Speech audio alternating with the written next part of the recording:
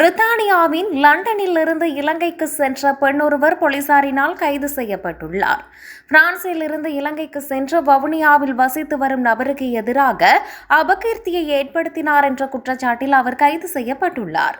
வவுனியா போலீசாருக்கு கிடைக்கப்பெற்ற முறைப்பாட்டுக்கு அமைய அவர் கைது செய்யப்பட்டுள்ளார். டிக்டாக் சமூக வலைதளத்தில் இரு தரப்பினருக்கிடையில் ஏற்பட்ட முறுகல் நிலை காரணமாக இது குறித்து முறைப்பாடு செய்யப்பட்டிருந்தது. கடந்த நாடாளுமன்ற தேர்தலில் போட்டியிட்ட நபருக்கு லண்டன் வாழ் தமிழ் பெண் வாகனம் ஒன்றை வழங்கியுள்ளார். தேர்தல் பிரசார நடவடிக்கைகளுக்காக இந்த கார் பயன்படுத்தப்பட்டுள்ளது.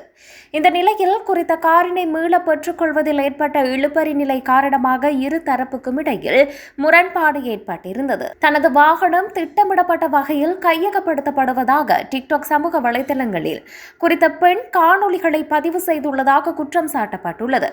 இதனால் தனது நன்மதிப்புக்கு களங்கம் ஏற்பட்டுள்ளதாக பிரான்ஸ் வாசியான நபர் போலீசில் முறைப்பாடு செய்துள்ளார்.